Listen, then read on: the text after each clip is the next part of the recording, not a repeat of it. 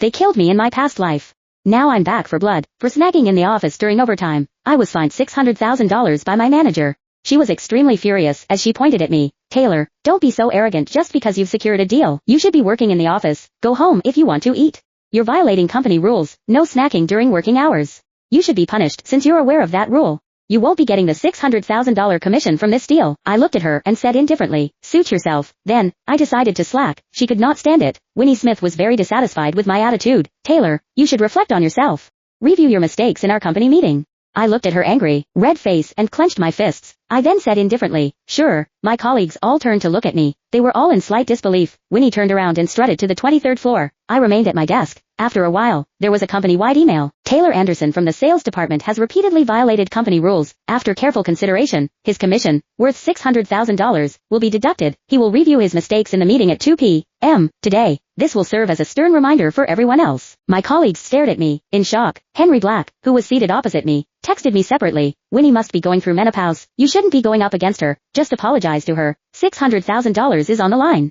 I smiled. It was useless to apologize to her. She wanted to get rid of me either way. She had already eyed my position for a really long time. Back when the CEO poached me to this company, he promised that I did not have to clock my attendance. I was free to do whatever I wanted as long as my performance was good. I was responsible for half of the sales in my department. The agreement with M Corporation was worth $10 billion.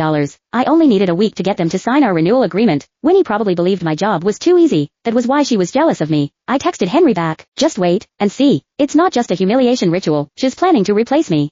Henry was shocked. I pretended not to notice. I stayed at my desk and calmly organized, and printed out all my clients' data. Then, I wiped all the data from my work phone. After that, I started to write my reflection report. Winnie came down for a while. She saw that I was writing my report and smiled smugly. She called everyone over when it was 2 p.m. The meeting was held in the big meeting room located on the 23rd floor. More than 100 employees attended. Winnie sounded firm. I want to reiterate that the office is a workplace. Don't treat it like it's your house or worse, like a garbage dump. Some people just refuse to listen. Don't think you're better than anyone else just because you were personally hired by the CEO. You managed to get the agreements signed over simple phone calls or meals. Anyone can do that.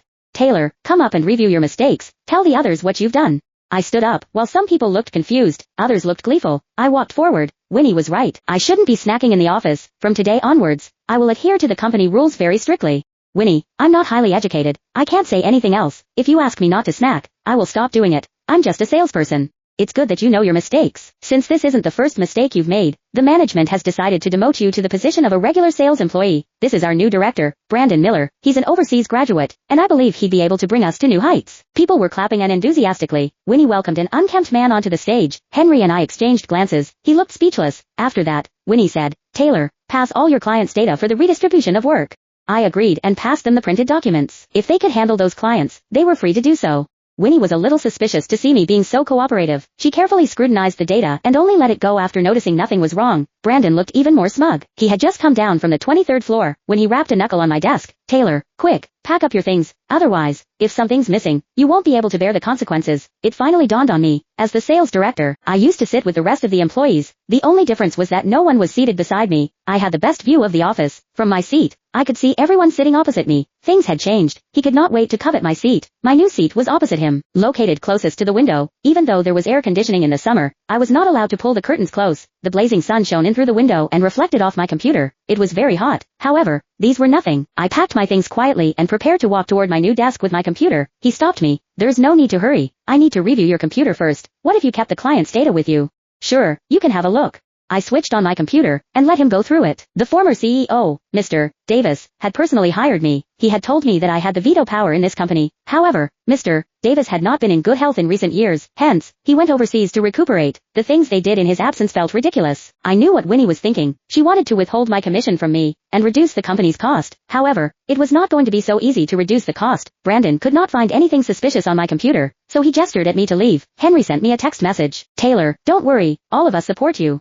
I sent a smiling emoji. Their support barely meant anything. The senior management seated on the 23rd floor definitely knew what Winnie was doing to me, and they had allowed it to happen. It meant that Mr. Davis would know about it, too. Since that was the case, I did not have to waste my time on them. I clocked out after work. I did not know what I had done in the past, but from that moment onward, I would follow the company rules strictly. They would have nothing to pin on me. I usually met up with clients after work, but that practice was going to end. I directly drove home and gazed at the sunset as I lay on my bed. I had not done that in a long time, so I was in a good mood. In the past, I would always have dinners and entertain clients. I finally had time to relax and spend my time for myself. I took out my cell phone and looked at the current cinema showings. Then, I ordered a ticket. My favorite actress had been featured in hundreds of shows, but I had never been to one. I finally had time to watch one of her works. I was suddenly added to a new sales group chat. Brandon had created it. Hello everyone. All sales employees would need to write a work journal every day, detailing your conversations with your clients. I will read every single one. You have to prepare 5 potential client profiles every month. If you fail to do so, your salary will be deducted by 20% at the month-end evaluation. Henry texted me separately to rant. Look at him.